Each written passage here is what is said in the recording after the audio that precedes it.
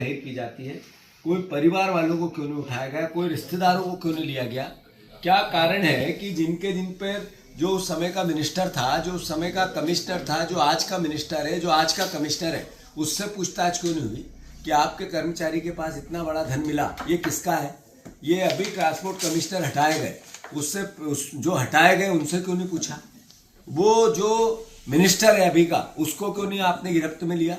क्या कारण है कि इससे पहले के दोनों मिनिस्टर को क्यों नहीं लिया? दोनों मुख्यमंत्रियों से पूछताछ क्यों नहीं हुई? आखिर दो मुख्यमंत्री के बीच की कहानी 6 पन्नों में 1300 करोड़ रुपए आते हैं, छोटी मोटी राशि होती है 1300 करोड़।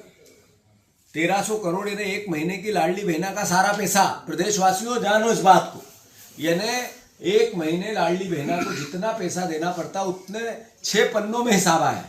तो कितनी गंभीर समस्या है।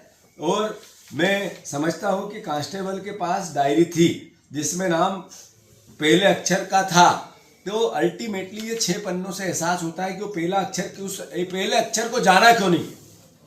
शंका है डायरी गुमेगी, सौरभ शर्मा की जान जाएगी। सुरक्षा व्यवस्था उसकी बनना चाहिए। वो किस देश में है? हमारे देश में है, बाहर चला गया, किस प्रदेश में है? एजेंसियां क्यों नहीं ढूंढ रही है? अगर उसकी हत्या हुई तो उसके साथ कोई भी दुर्घटना हुई तो मैं मानता हूं कि ये सरकार दोषी रहेगी। और जो भारतीय जनता पार्टी का जो नया चाल चरित्र और चेहरा, न खाऊंगा न खाने दूंगा, नरेंद्र मोदी का असली भारत, नया भारत समझ में आएगा। मैं फिर से लोक आयुक्त से अनुरोध करता हूं कि डायरी सबसे पहले आप लेके गए थे, जो पब्लिक डोमेन में आई है। तो लोक आयुक्त मध्य प्रदेश की एजेंसी होती है और मुख्यमंत्री सरकार उनको एक तरह से उस व्यवस्था में लगाते हैं, तो मैनिपुलेशन हो सकता है।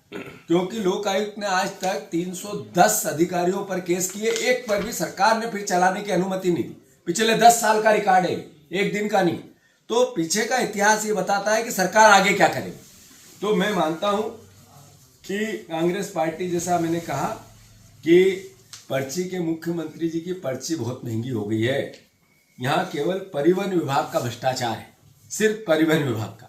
इसके अलावा राजस्व का, पुलिस का, नगर निगम, कारपोरेशन का, जो परिवहन विभाग, पंचायत विभाग का, खाद्य विभाग का, ऊर्जा विभाग का, इनके भी बड़े बड़े जखीरे, स्वास्थ्य विभाग का, शिक्षा का, सहकारिता का, ये भी अलग अलग तरीके से करप्शन का पर्याय बनते जा रहे हैं। मोहन यादव पहले मुख्यमंत्री हैं, शिवराज सिंह चौहान, और दोनों ने जिस तरीके से, जिनके राज में जिस तरीके से प्रदेश को लूटा गया, कोई तहसील ऐसी नहीं है जहां बिना पैसे से काम होता है। कोई पुलिस का थाना ऐसा नहीं है जहां बिना पैसे से काम होता है। कोई कर्मचारी ऐसा नहीं मिलेगा एक भी, चिन्हित करके भी, कि जो बिना पैसे लिए दिए कहीं पोस्ट मिल गई हो उसकी। जो कर्मचारी पोस्ट पैसे से लेता है वही कर्मचारी नीचे जनता को लूटता है। तो प्रदेशवासियों, जिन पे आपने भरोसा किया वो पर्याय बन गए लूट के, करप्शन के।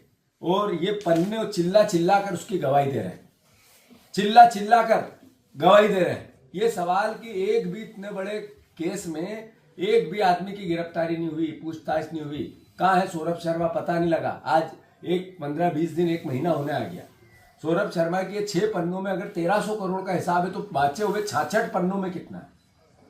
मतलब ये लगभग, मैंने शुरू दिन कहा था, 20,000 करोड़ का गबन है पूरे मध्य प्रदेश की सरकार का, दोनों कार्यकाल का।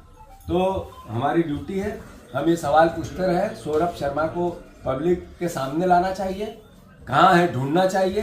किसी की गिरफ्तारी, पूछताछ, इतनी 3-3 नरेंद्र मोदी की एजेंसियां एक तरह से पहले दिन पैसा पकड़ के चली गई, यानी क्या पूरा गोलमोल हो रहा है? भारतीय जनता पार्टी के नेताओं के नाम आ रहे तो ये सवाल है और कांग्रेस पार्टी जवाब मांगती है।